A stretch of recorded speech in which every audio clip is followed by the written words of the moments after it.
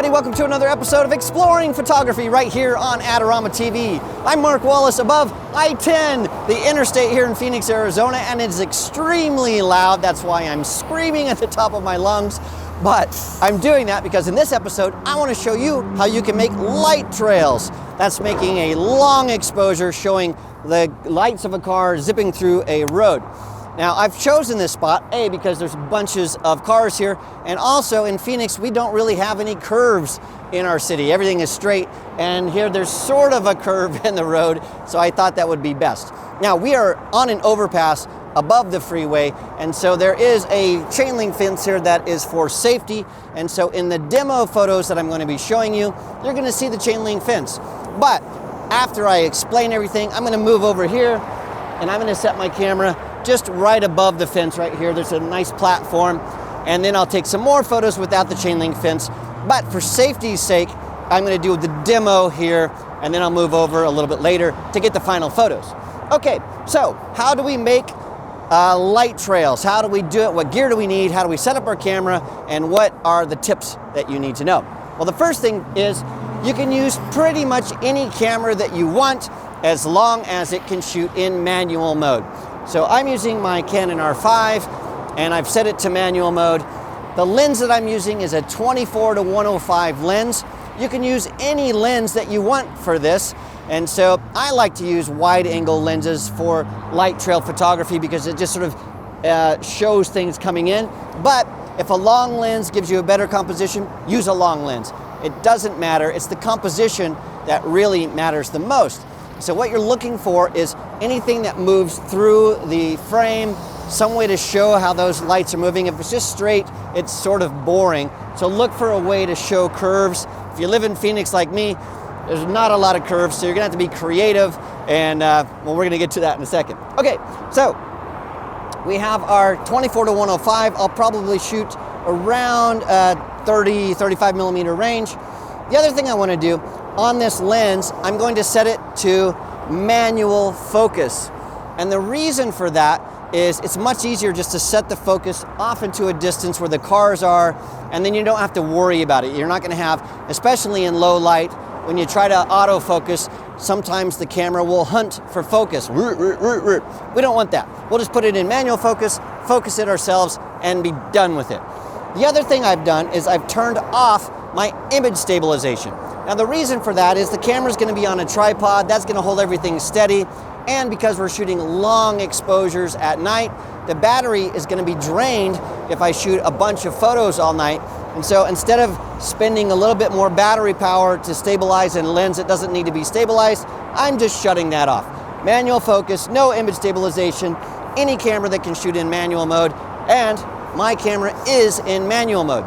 So, what do we need to do to get the exposure correct? Well, before we get there, we need to talk about this. This is a really sturdy tripod, and that's something that you're absolutely going to need.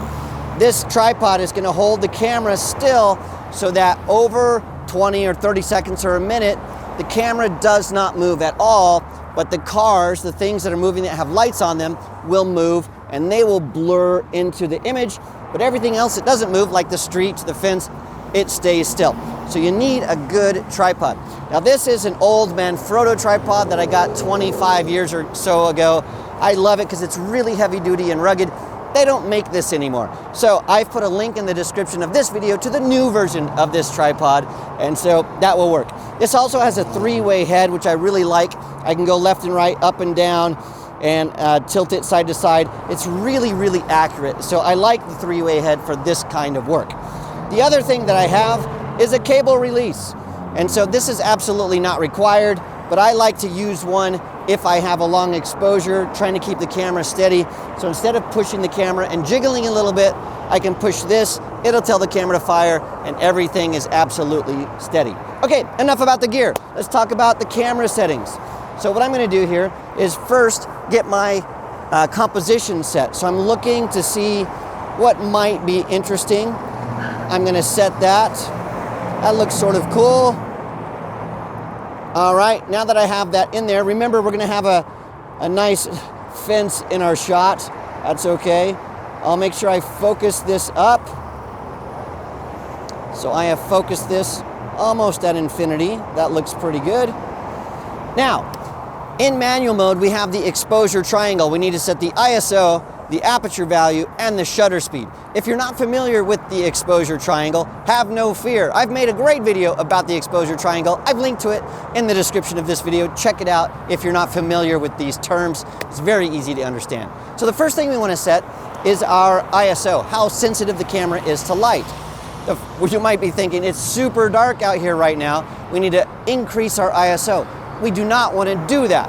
What we want to do is we want to keep the ISO as low as possible for two reasons. Number one, we don't want noise in our image. And number two, we want the camera to need a lot of light so that the shutter has to stay open a long time. So ISO low, I have set my ISO to 100.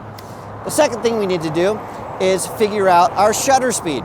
Well, to show the movement of the cars, I like to shoot with a shutter speed of about 20 seconds. So what I'm going to do is I'm just going to go in and slow my shutter down. Slow it down 5 seconds, 10 seconds, 15, 20 seconds. And now what I'm going to do is I have my ISO set, I have my shutter speed set, then I can use my built-in light meter and the histogram to dial in my aperture value. So I'm going to dial my aperture in to about f16, looks pretty good, even f22. And now let's take a shot and see how it looks. Okay, it's shooting. It's going to take 20 seconds. We're going to cut, and with the magic of editing, we'll show you what it looks like. Here's a shot. I did play with this a little bit, and I found out that about f18 is the sweet spot. That's one of the things that you'll need to do, is take a shot, and because we're working with sort of a crazy exposure, the ambient light that we can see, and here it is really dark out. We have a video light on me, so it looks like it's not as dark as it is. But we need to play with that a little bit to get it dialed in exactly like we want. And so I have it dialed in to f18 at 20th of a second, and what's happening is we are really getting a really interesting shot. Now the thing I don't like is we have a chain link fence here, so I'm going to check this one more time to make sure that my exposure is set correctly, and if it is, we're done. I can start shooting all night long. I can move this over above the fence so we don't have that in our shot, and that's all there is to it. So let's remember what we need to do. Manual mode, turn off your, shoot manual focus, turn off your image stabilization, manual mode on whatever camera you want to use, ISO 100, a shutter speed of 20 seconds or longer. You can play with that. It can be 10, it can be 20, it can be a minute. Enjoy playing with that. It's a really good way to learn about the exposure triangle. And then manually adjust your aperture value until your exposure is correct. Once you're dialed in, then you can just play with composition, different angles, different places, and you're gonna have fun all night long. So, I'm gonna move over here, we're gonna shoot some more images, and I'll show you the results.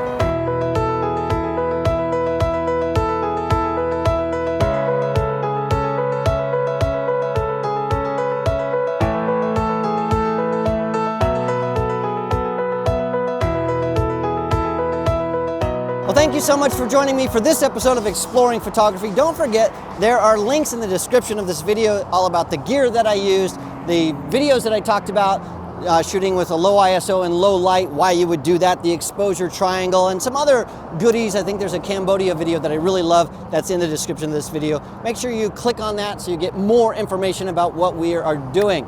Also, don't forget to subscribe to Adorama TV. It's absolutely free. Make sure you turn on the bell because we have new videos coming every single day. You don't want to miss out on that. Follow me on Instagram. Thank you so much for watching, and I'll see you again next time.